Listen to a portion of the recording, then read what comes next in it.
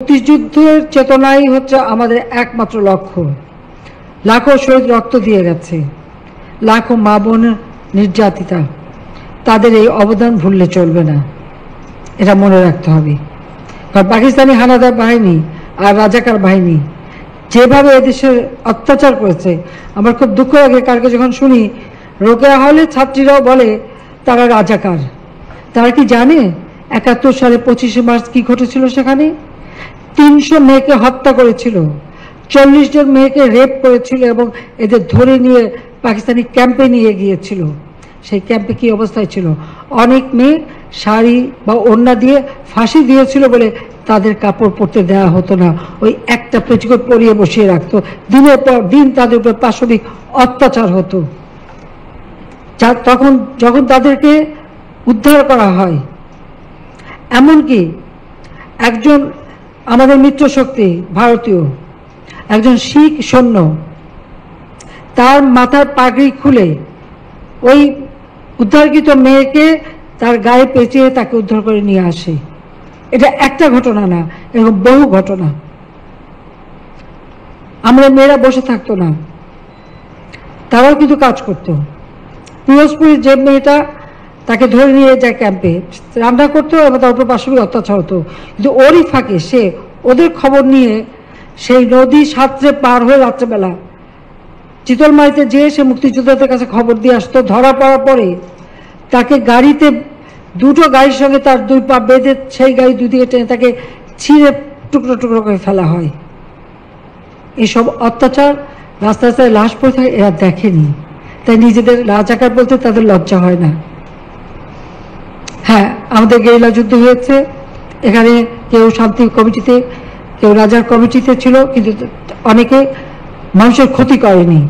কিন্তু যে বাহিনীগুলি তারা তৈরি করেছিল, তাদের হাতে অস্ত্র দিয়েছিল এবং তাদেরকে দিয়ে মানুষের ক্ষতি করতো, অত্যাচার করতো এবং লুটপাট করতো, গণহত্যা চালাতো। তাদের বিরুদ্ধেই আমরা ব্যবস্থা নিয়েছি, তাদেরকে বিচার করে তাদের ফাঁসি, অনেকের ফাঁসিও দিয়েছি। তাদের বিচার করে এই যারা তাদের দ্বারা নির্যাতিত, তারা ন্যায় বিচার পেয়েছে। দুর্ভাগ্য যে এখন যখন শুনি সে মেয়েরাও স্লোগান দেয়, এটা কোন দেশে আমরা আছি? এরা কি চেতনায় বিশ্বাস করে? কি শিক্ষা তারা নিল?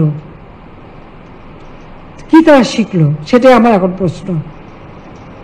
যে মুক্তিযুদ্ধ আমাদের গর্বের,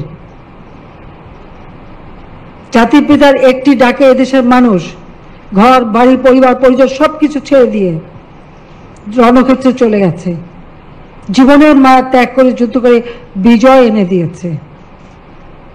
আর এই যারা ওই বাহিনীতে ছিল, তারা এদেশের মানুষের উপরে অত্যাচার করেছে, সেটা তো আমাদের ভুলে চলবে না।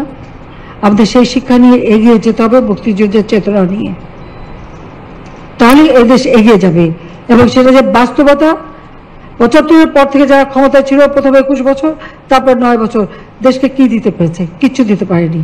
কিন্তু আমরা যারা মুক্তিযুদ্ধের চেতনায় বিশ্বাস করি এবং আমরা ভুক্তভোগী, যখন ক্ষমতা এসেছি, মাত্র ১৫ বছরের মধ্যে বাংলাদেশ আজকে বদলে যাওয়া বাংলাদেশ, বিশ্বে মর্যাদা আসলে অধিষ্ঠিত বাংলাদেশ।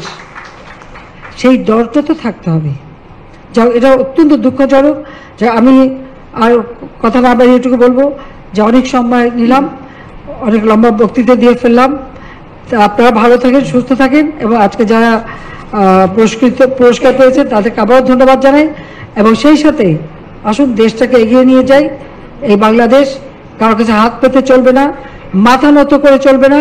বিশ্ব দরবারে আমরা মুক্তিযুদ্ধে বিজয়ী জাতি হিসেবে মাথা উঁচু করে চলব, সেই বিশ্বাস নিয়েই আপনারা আপনাদের উপর অর্পিত দায়িত্ব পালন করবেন।